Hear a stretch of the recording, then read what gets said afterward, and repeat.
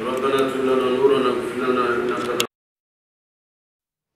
رب زدنا ولا تنقصنا رب زدنا علما والحكمة بالصالحين. Chers parents, chers frères et sœurs, éminence les imams, je voudrais commencer cette intervention par avouer que lors de la recherche sur ce thème, beaucoup d'idées me sont venues dans la tête. Et j'ai compris que cela fait plus de 70 ans que je cherche l'amour d'Allah.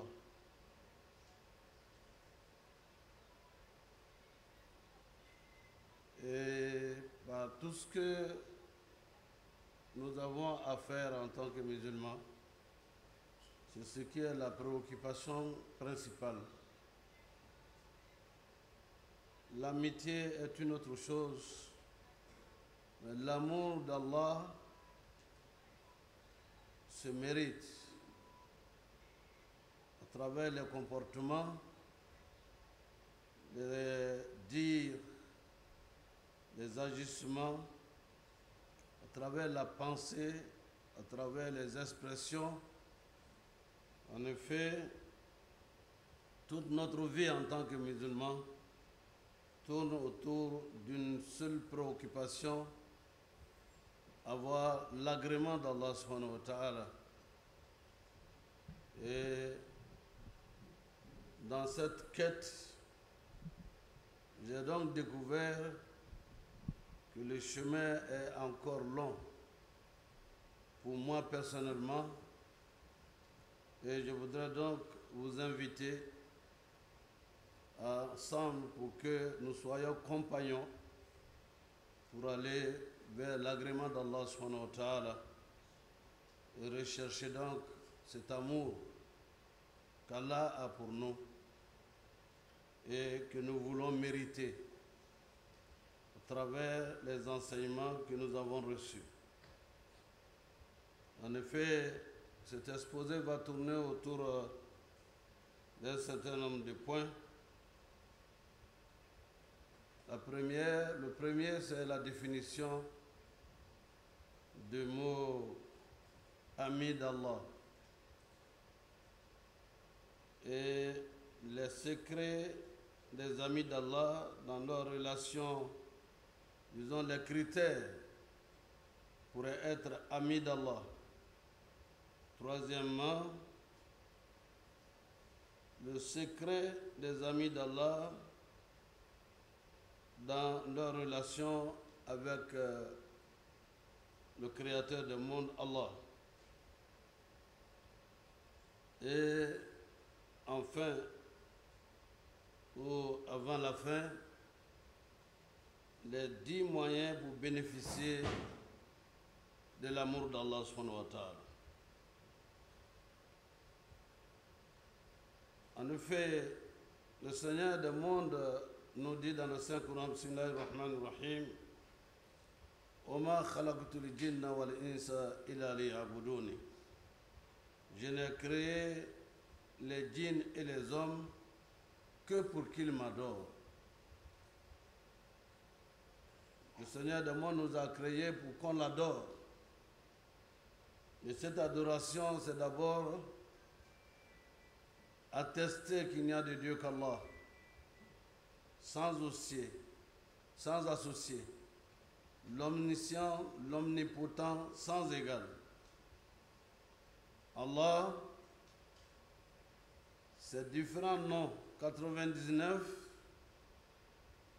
nous indiquent qui est Allah. Les 99 noms nous expliquent qui est Allah.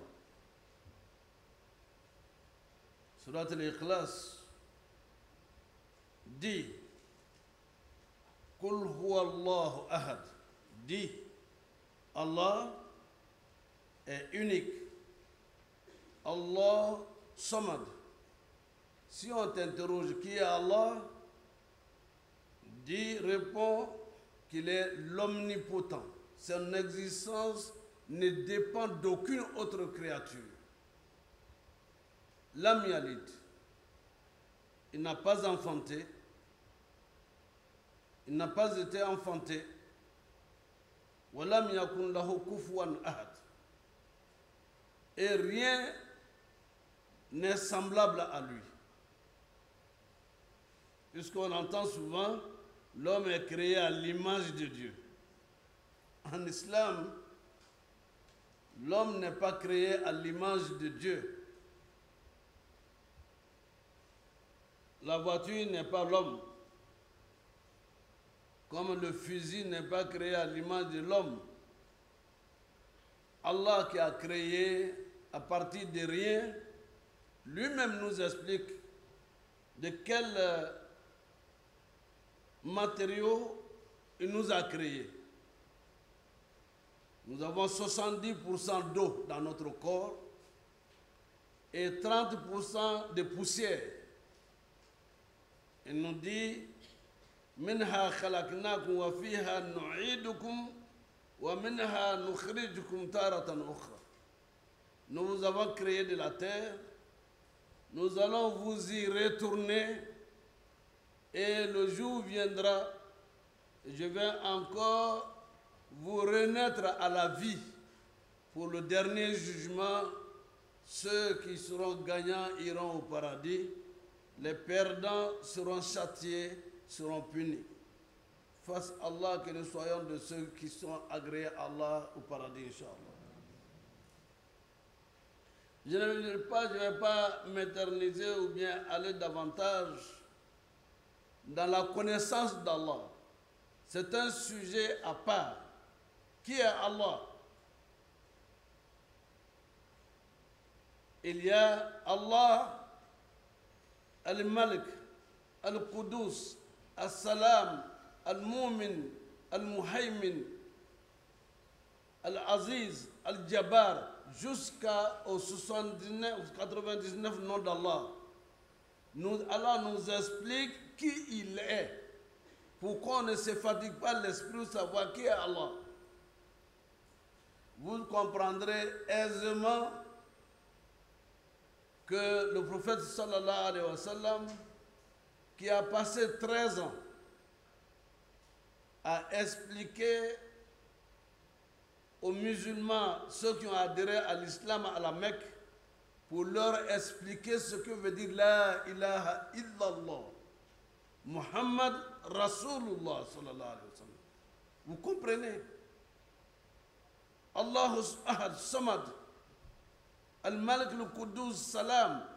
C'était pour savoir exactement qui est Allah par rapport aux autres créatures et ceux que les hommes créent, qu'ils finissent par adorer pour dire que c'est leur créateur, qui sont les idoles.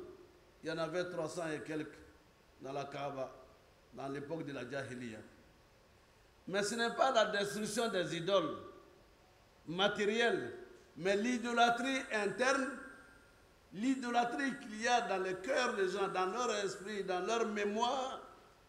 Il faut effacer la mémoire de tout ce qui est idolâtrie, hypocrisie, méchanceté, extraire tout cela de la mémoire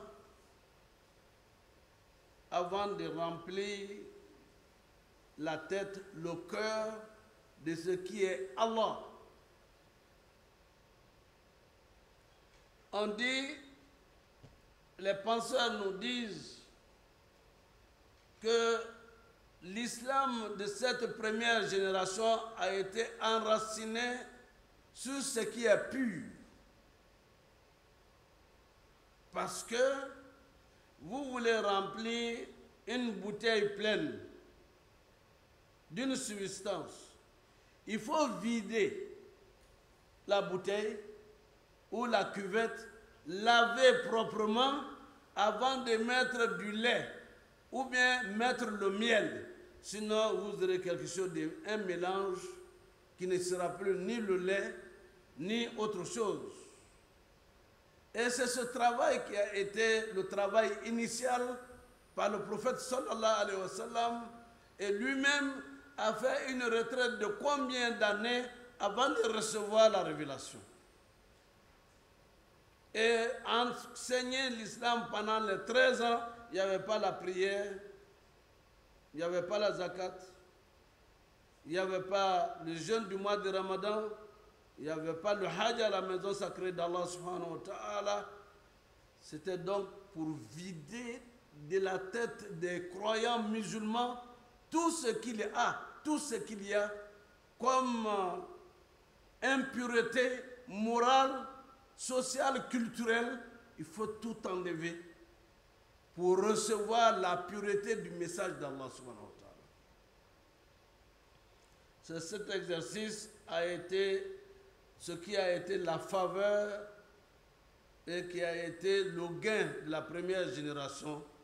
C'est pour cette raison qu'ils étaient eux-mêmes devenus lumineux.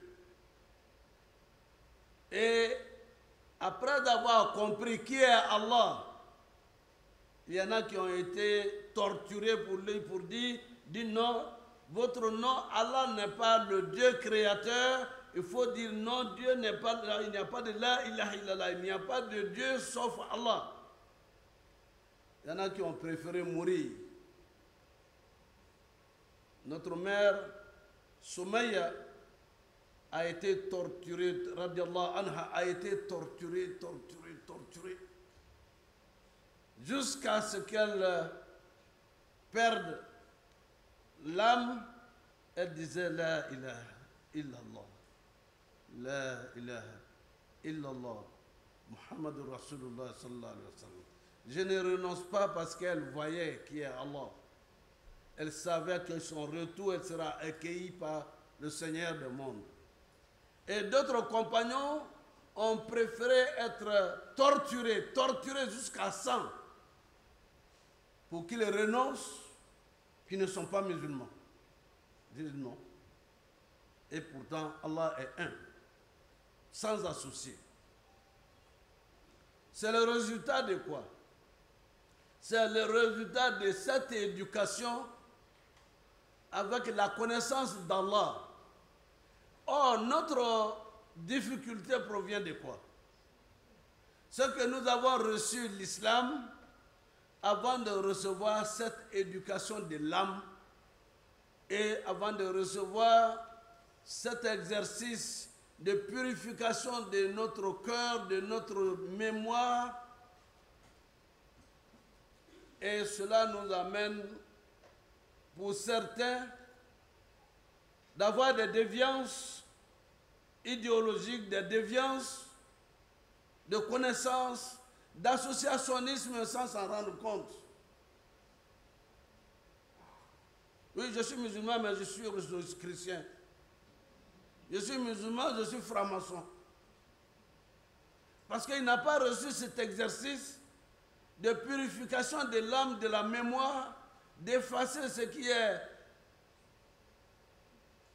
contraire et contre même les principes de l'islam. Il pense que tout est la même chose, tout se rencontre devant. Donc, chers frères et sœurs, si nous voulons définir l'amour de Dieu, ce n'est pas seulement l'amitié d'Allah. Mon ami, je le choisis.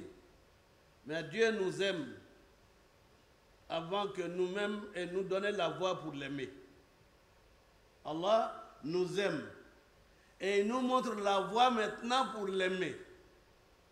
Pour m'aimer également, voilà la personne, le modèle qu'il faut suivre pour avoir mon amour. Et ce modèle, ce sont ses envoyés.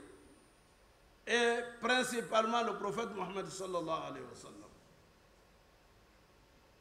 Ainsi donc, je ne vais pas vous retenir très longtemps dans les définitions, à savoir la croyance, la crainte d'Allah, ainsi de suite. nous serons beaucoup plus pragmatiques dans cette approche. Les critères des amis d'Allah. Pour être ami d'Allah, il y a des critères. Le premier critère, je l'ai dit tout à l'heure, dans toute école, tout enseignement, il y a un maître. Il y a une floraison de maîtres aujourd'hui, de confréries. Je ne suis contre aucune confrérie, rassurez-vous. Mais le maître absolu dans l'enseignement de l'islam, dans toutes ses dimensions, c'est le prophète Mohammed sallallahu alayhi wa sallam. Wa ma ataakum rasul fakhuzuhu wa ma nahakum anhu fantahu. Ce que le prophète vous recommande de faire, exécutez-le. Mais lorsqu'il vous interdit de faire quelque chose, éloignez-vous-en. Pour être heureux dans ce monde d'ici-bas et pour avoir la félicité, l'agrément d'Allah dans l'au-delà. Donc, pour avoir l'amour d'Allah, il faut passer par le prophète Mohammed sallallahu alayhi wa sallam. Et le prophète sallallahu alayhi wa sallam a reçu cet enseignement d'Allah en s'adressant à vous et moi. Qul in kuntum tuhibbuna Allah fattabi'uni yuhibbukum Allah wa yaghfir lakum dhunubakum wallahu ghafurur rahim. Dis-leur, si vous aimez Allah réellement, suivez-moi. Dieu vous aimera, Allah vous aimera et vous pardonnera vos péchés. Allah est indulgent et miséricordieux par essence et par excellence. Ainsi, c'est le premier critère pour être agréé par Allah, pour avoir l'amour d'Allah. Il faut aimer le messager d'Allah. Parce que nous le connaissons et lui-même le dit. Adabani Rabbi wa ahsana ta'dibi. Allah a pris en charge l'éducation du prophète sallallahu alayhi wa sallam. Morale, spirituelle, intellectuelle, dans toutes les dimensions de l'éducation, le prophète a tout reçu d'Allah. Un jour, il y avait le mariage de quelqu'un de la génération du prophète sallallahu alayhi wa sallam. On est venu lui dire, Mohamed, on veut te voir à la cérémonie. On veut te voir à la manifestation. Il s'est levé, il s'est apprêté. Et arrivé quelque part, il a sommeil, il s'assoit. Et c'est après, au retour, quand les gens reviennent, ils viennent le trouver. Mohamed dit oui. Dit, on t'attendait, on ne t'a pas vu. Dieu n'a pas voulu qu'il aille à cette manifestation. À l'époque, c'est comme maintenant des manifestations où il y a l'alcool, il y a autant de choses. Les gens sont ivres, ils disent ce qu'ils ne pensent pas, ils disent ce qu'ils pensent, et ainsi de suite. Le messager, Dieu a pris son éducation en charge. Ainsi, si nous le suivons, nous ne serons jamais égarés. Et lui-même, il a dit, taraktu fikum ma tamassaktum bihima lan tadilu ba'di abada. Je vous ai laissé deux choses. Si vous y restez accrochés, vous ne serez jamais égarés après moi. C'est-à-dire après son rappel à Dieu, à Allah. Si vous restez accrochés à sa sunna et vous restez accrochés au Coran, la parole d'Allah, vous ne serez jamais égarés. Nécessité pour nous d'apprendre à mieux connaître la vie du prophète sallallahu alayhi wa sallam. On ne peut connaître quelqu'un qu'en sachant, en connaissant sa vie. Et la connaissance de la vie du prophète sallallahu alayhi wa sallam est dans notre programme quotidien. C'est pour cela que notre manifestation, ou disons, notre traitement du Maoulid n'a pas de limite. Parce qu'il s'agit d'expliquer aux musulmans l'importance de la vie du prophète sallallahu alayhi wa sallam, ce qu'il a dit, ce qu'il a fait, ce qu'il a recommandé de faire. Et lorsqu'il nous dit également, ceci n'est pas bon pour vous, pour que nous puissions être la communauté modèle. Une communauté modèle à la dimension que le Coran nous indique. Le prophète Mohammed sallallahu alayhi wa sallam, si nous l'aimons, alors Dieu va nous aimer et pardonner nos péchés. C'est le critère, le second critère. Après la connaissance d'Allah, suivre le prophète Mohammed sallallahu alayhi wa sallam, l'aimer parce que nous le connaissons dans toutes les dimensions de la vie. Individuellement, il était appelé Mohammed al-Amin, l'homme de confiance. Socialement, en tant qu'homme d'affaires, conduisant la caravane de son épouse comme pour aller, n'est-ce pas, suivre la caravane, il a été également un homme modèle. En tant qu'homme qui s'occupe des biens de quelqu'un, il est payé pour ça. Et c'est cet exemple qui a valu que cette date Khadija a demandé que Mohammed puisse l'épouser. Ce n'est pas Mohammed sallallahu alayhi wa sallam qui a demandé la main de notre mère Khadija. Mais les valeurs qu'il a incarnées, les signes qu'elle a vécus, les propos tenus et qui se sont vérifiés lors de ces voyages ont fini par attirer et amener Sayyidat Khadija à user des moyens que les femmes connaissent bien pour dire à quelqu'un, est-ce qu'on peut nous aider pour montrer à ce jeune homme-là s'il veut me marier? Ce qui n'est pas interdit en islam. Et de ce point de vue, le prophète Mohammed sallallahu alayhi wa sallam montre encore qu'il est un père de famille exemplaire. Il a eu des enfants, filles comme garçons. Et ainsi, il montre, deuxièmement, qu'en tant que messager, il est le messager des messagers qui l'ont précédé dans l'histoire de l'humanité. Et en tant que dirigeant, chef d'État,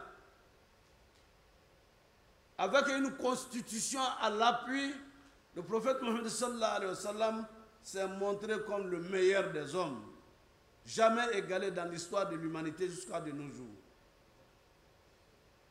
Là encore, nous devons connaître la vie du prophète sallallahu alayhi wa sallam pour l'aimer et l'imiter, faire comme lui.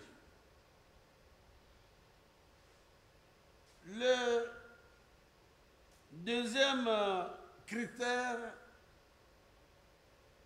c'est l'humilité. L'humilité est le caractère des amis d'Allah. Il n'y a pas un mérite dans l'islam qui ait égalé l'humilité, être humble dans ses dires, dans ses actes, et l'humilité compte parmi les mérites les plus importants, les caractères les plus nobles et les qualités les plus appréciées. Celui à qui Dieu a donné ce caractère, disons cette vertu, peut rentrer partout parce qu'il réalise qu'il n'est supérieur à personne. Il ne vaut mieux que personne. Et lorsqu'il sait, il sait également qu'il ne sait que peu. au-dessus de chaque savant, il y a un savant plus grand. Au-dessus de chaque connaisseur, il y a un connaisseur plus grand. L'humilité réalise que l'on est comme tous les êtres créés par Allah. Et donc, le sens de l'humilité ici consiste à se mettre au niveau de tout autre être humain, quel que soit votre avoir, quel que soit votre savoir, quel que soit votre rang, montrez aux gens qu'ils sont importants. C'est pour cette raison, chers frères et sœurs, qu'on n'a pas dit au prophète sallallahu alayhi wa sallam, le cheikh Mohammed sallallahu alayhi wa sallam. Quand il arrive, tout le monde s'élève. Et quand il veut faire telle chose, non. On a appelé simplement ceux qui étaient autour de lui, Ashab Rasul sallallahu alayhi wa sallam. Un nom honorable pour eux. Les compagnons du prophète sallallahu alayhi wa sallam et non les compagnons du cheikh Mohammed sallallahu alayhi wa sallam. Ce sont des titres qu'on se donne. Je vois même mes amis qui sont ici, me disent, cheikh, courir pour ouvrir la porte, courir pour montrer dans la voiture, courir, ne vous fatiguez pas. Face à Allah, connaît la santé et connaît cette humilité de pouvoir faire quelque chose lorsqu'on a encore la santé. Qu'Allah nous donne la santé, Inch'Allah. Chers frères et sœurs, être ami d'Allah ne peut s'obtenir que dans l'humilité. L'humilité, ça se voit. Votre traitement de vos domestiques, des bonnes qu'on appelle, elles sont bonnes. Mais elles ne sont pas des esclaves. Vous avez des enfants, elles sont issues également du ventre d'une mère. Or, il y a un esclavage des temps modernes. Le directeur général croit que tout le monde doit se jeter à ses pieds parce que c'est lui qui est le directeur général. J'avoue, je ne veux déifier personne parce qu'ils sont en train d'enregistrer un certain nombre de choses. Mais nous, imams, lorsque nous sommes arrêtés à une cérémonie, avant qu'il ne soit président de la République, quand il arrive au niveau des imams, il quitte tout le cortège pour venir saluer d'abord les imams avec humilité avant d'aller chercher à s'asseoir. Quand il arrive, il est accompagné par une corde de personnes et de personnalités. Quand il arrive au niveau des religieux, il vient, il change de chemin pour aller d'abord saluer avec respect, avec déférence les hommes religieux, ensuite aller saluer les autres et s'asseoir. Ça, c'est l'humilité dans la grandeur. Avoir les moyens et ne pas être suffisant. Le contraire de l'humilité, c'est la suffisance. C'est l'orgueil. Et l'orgueil est l'un des habits, n'est-ce pas, du Seigneur des mondes. Celui qui me fait compétition sur l'orgueil, je le rabaisse. Ça, c'est sa majesté, le roi des rois, l'omniscient, l'omnipotent, sans égal à Allah qui le dit. Celui qui me fait compétition avec l'orgueil, je le rabaisse. Celui qui veut porter le manteau de l'orgueil, je le rabaisse. Le Satan a montré qu'il était supérieur à l'être humain, à l'homme. Qu'est-ce que le Seigneur des mondes a fait? Il l'a rabaissé. Shaitan Rajim. Et il a dit qu'il lui est meilleur que les hommes créés dans l'argile, alors que lui il a été créé, n'est-ce pas, du feu. Na'oudhu billahi minash shaitanir rajim. Il y a également, pour être parmi les amis d'Allah, il faut multiplier les actes surrogatoires. Les actes surrogatoires, c'est quoi? Nous prions tous les 5 prières quotidiennes, mais il y en a qui font plus. Avant la prière de 13h, 2 rakats, 4 rakats. Après la prière, il fait encore 2 rakats ou bien 4 rakats. Et en cela, il associe cela également à ça des invocations. Même s'il ne s'assoit pas pour le faire, en rentrant ou en partant à son travail, il continue à faire des invocations pour se confier encore davantage à Allah. Les actes surrogatoires, nous, tout le monde a besoin de se reposer. Mais à 2h, 3h du matin, il y en a qui sont debout pour faire des prières surrogatoires, des lectures du Coran, pour demander à Allah subhanahu wa ta'ala son agrément, son amour. Et Allah subhanahu wa ta'ala nous l'enseigne que c'est le moment où le Seigneur du monde descend au ciel le plus bas et dit à l'archange Gabriel, ceux-là, qu'est-ce qu'ils veulent? Et ils ne font que demander ton agrément et ton assistance. Celui ou celle qui a un souci de maladie, dis-lui que je lui en fais grâce et je lui donne la santé. Je lui pardonne ses péchés. Celui qui a tel besoin, c'est le meilleur moment de communiquer directement avec le Seigneur de mon Allah. C'est l'heure des amis d'Allah. Faisons en sorte que nous soyons parmi les amis d'Allah. C'est un repas auquel ne goûtent que les amis d'Allah. Pour aller plus loin, les pratiques surrogatoires, dans un hadith Qudsi, le prophète nous enseigne, sallallahu alayhi wa sallam,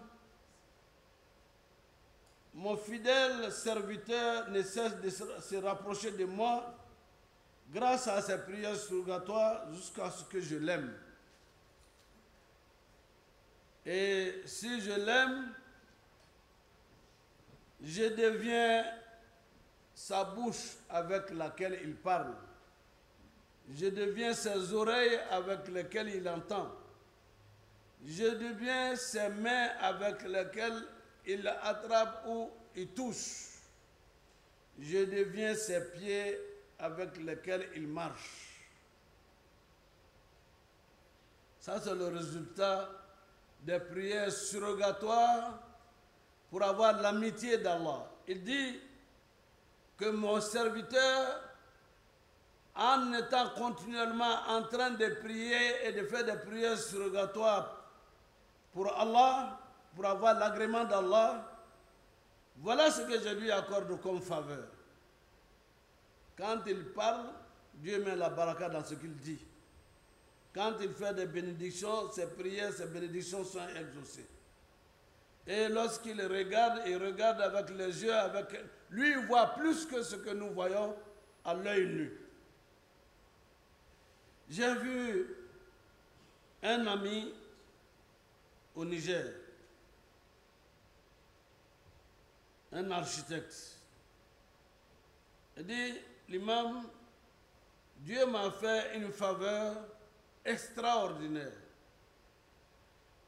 après les études classiques d'architecture,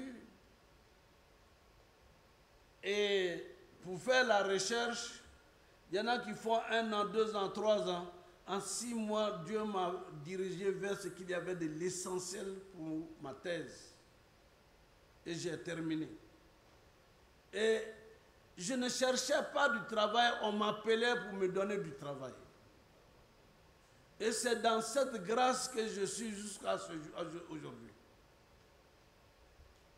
Et en même temps qu'il a cette grâce, c'est lui qui demande des bénédictions et des prières aux autres. Être ami d'Allah est mieux que tout l'or du monde. Fasse Allah que nous soyons parmi ses amis.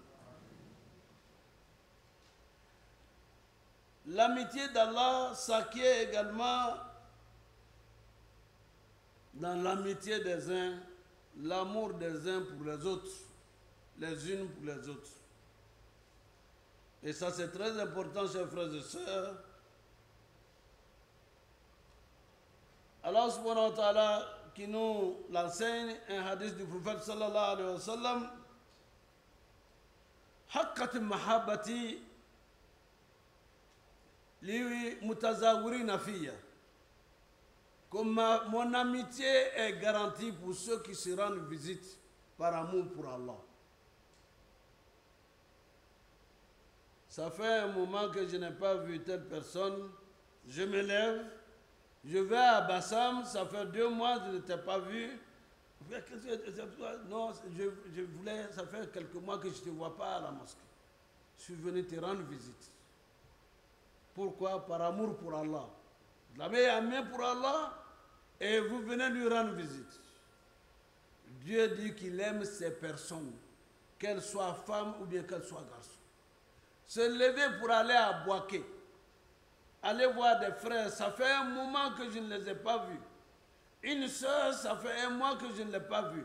J'ai envie de la voir par rapport à son humilité, par rapport à son amour pour Allah. Chaque fois que je rencontre cette personne, il n'y a que l'amour d'Allah qui vient dans mon cœur. Je vais à Boaké, je vais saluer cette personne.